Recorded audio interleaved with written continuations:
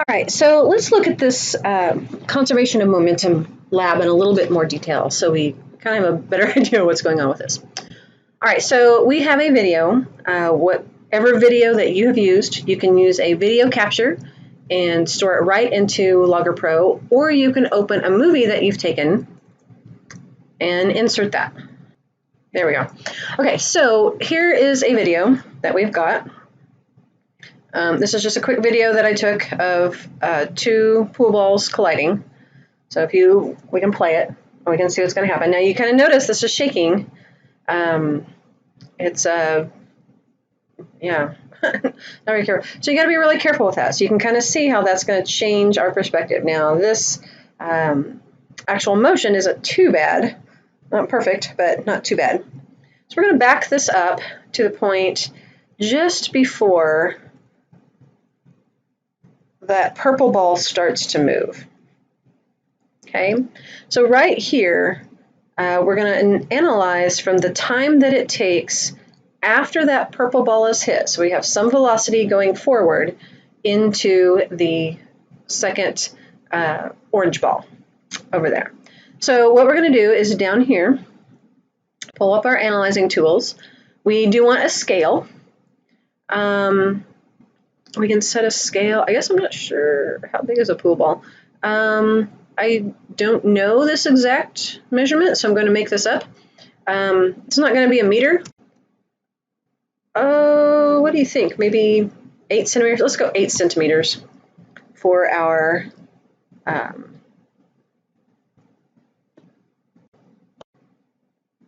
scale here. All right, so I've got a scale of 8 centimeters. That might be wrong. I could look that up later.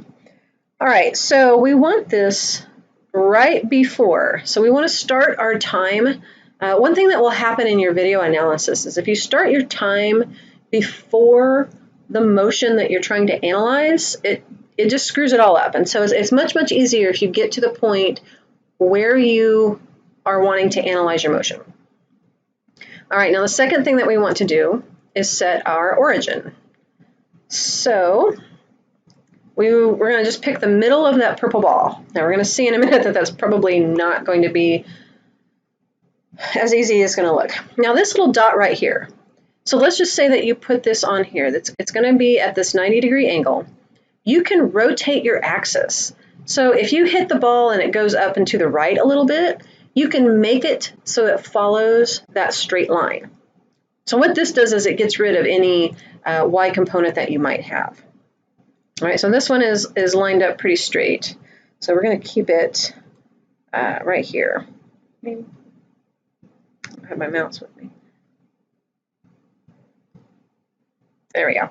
All right, so I did shift that up just a little bit. So this purple ball is going to follow this yellow line, this x-axis. And so we only have horizontal velocity that we're going to be looking at. Okay. All right, so now we're going to put our points. So our ball is starting here at 0. Now I have it set so that when I put down a dot, when I put down a data point, it's going to automatically advance 1 frame. Now what you might be noticing here is this is not a clear picture now. And that's okay. Just pick the middle. So if you have something that looks like this in the middle of your frame, pick the middle of it. That's a pretty rough estimate. That should give you pretty good results. All right, so I'm just going to keep doing that, picking the middle each time. There we go. And we're just going to keep going. And so now we've had our collision. And so our purple ball isn't going near as far. So we're still going to pick the middle, more or less. There we go. So every time it moves, I'm going to keep selecting that. All right, now we're going to ignore that orange ball for a minute because we can really only analyze one thing at a time. All right, so here's what we've got. We have some data here. Let's look at our graph and see what we've got. Now, one thing that you might panic when you click over here, your video is still back here. Okay, it's just hiding. All right, so let's label this.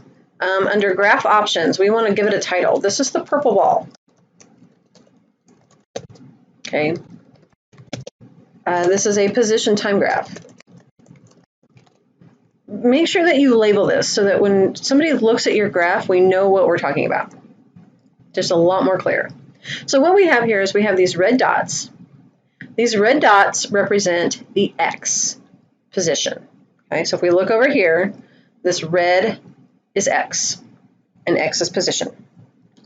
Now this is a position time graph.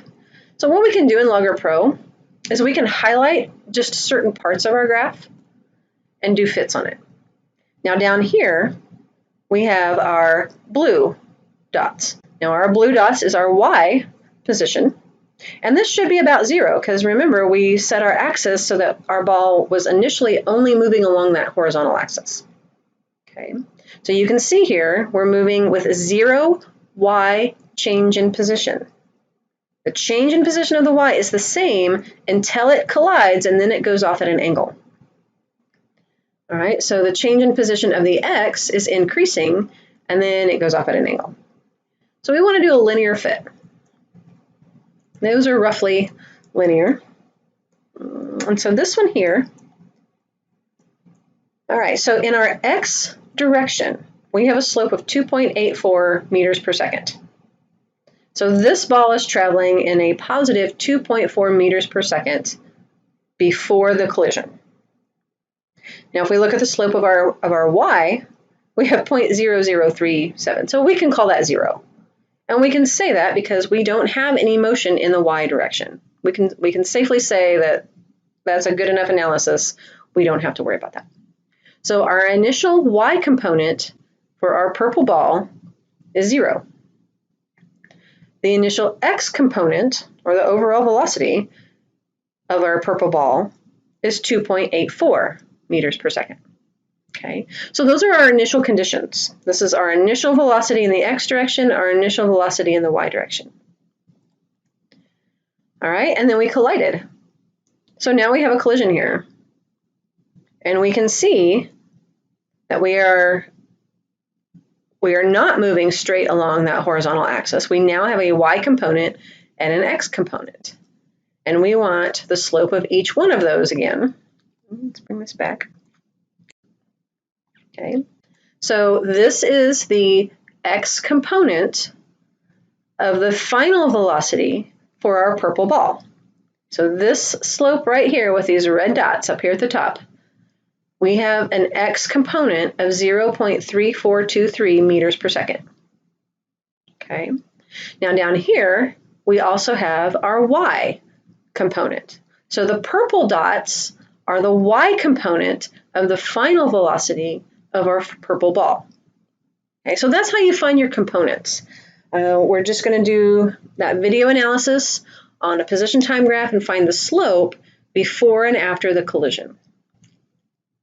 Right, now again, this is only for the purple ball.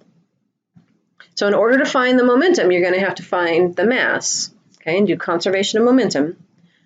You are also going to have to find the velocity components before and after for the orange ball. All right, so I had a purple and an orange, I think it was orange ball. Okay, so you need to just, I would save this graph, get a new one, put this in, and do the same analysis for your orange ball or whatever object you have.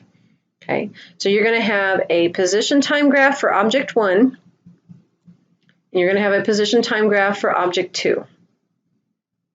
Now you can do 2 linear fits. It gets kind of messy, but you can do both linear fits on here if you want to go ahead and include both of them on your graph. Just kind of make sure this little thing here is, sometimes these little lines get confusing. All right, so you can have all 4 of your linear fits on there to find your velocities.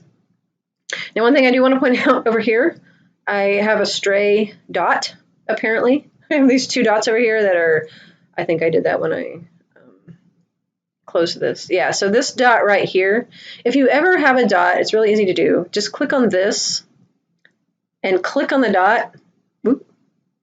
Or no, click on the arrow, sorry.